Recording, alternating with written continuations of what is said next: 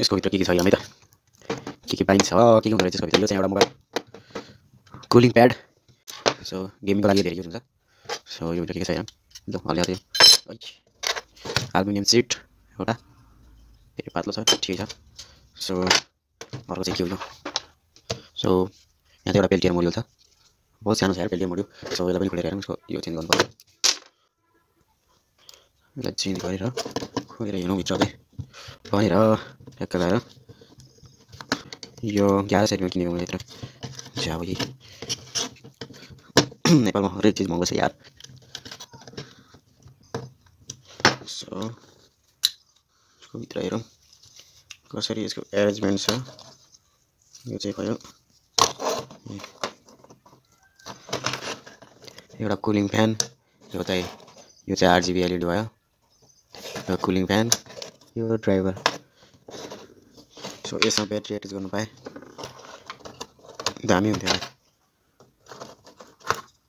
यो चाहिँ निस्किँदैन क्या हो। अच्छा यो यस्तो सिस्टमको आइदियो भने चाहिँ सो देख्न सक्नुहुन्छ। यसलाई चाहिँ भन्छ पेल्टियर मोड्युल। यो मोड्युललाई पेल्टियर मोड्युल भन्छ। यसको एक साइड तातो हुन्छ, एक साइड चिसो हुन्छ। 5 भोल्टवाला चाहिँ यो चाहिँ सानो छ मोड्युल। अर्को मोड्युल चाहिँ यत्रै हुन्छ यसको हिटसिङ जत्रै। सो ठिकै छ यसको मोबाइल कुलिङको लागि ठिकै हो एरेन्जमेन्ट। सो यो टाइप सी पोर्ट यहाँ छ, यो ड्राइभिङ मोड्युल, फ्यान LED को लागि। सो यसलाई एसेम्बल गरौँ फेरि। यसको एसेम्बली ट्याक्क लगाएर यसलाई यहाँनिर हाल्ने पहिला, त्यसपछि ट्याक्क लगाएर यसलाई एट्याच गर्ने, त्यसपछि बल्ल यसलाई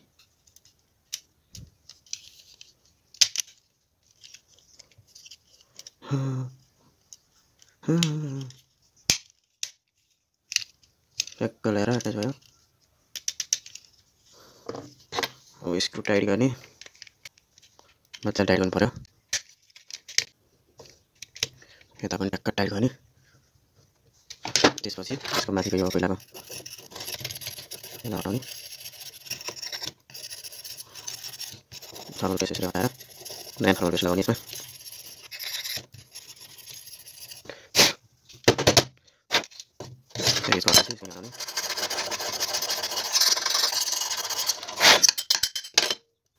सो त्यसपछि यो सिकाउला मसित मैले ट्याक्क यसलाई लिने अनि यस्तो केहीले ट्याक्क लगाएर यो माथि यसरी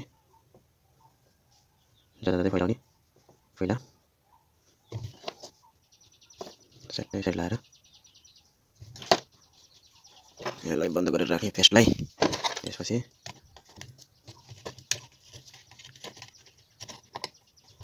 यसलाई यसरी दबाउने, ट्याक्क यहाँ लगाएर अब यसको स्क्रु यहाँ लगाउने, यसको यो चेन्ज गर्छु ट्याक्क यसमा चाहिँ यसरी। अब स्क्रु हाल्दिने, पेस्ट लगाइसकेपछि अब यसको अर्को स्क्रु हाल्ने,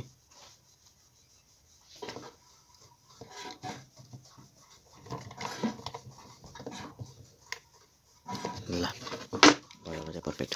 फेरि हल्का दबाउनु पर्यो। अब चेक गरौँ।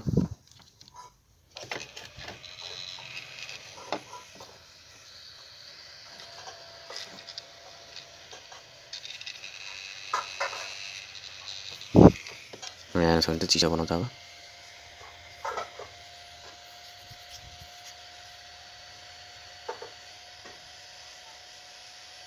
पुरा चिसो भयो।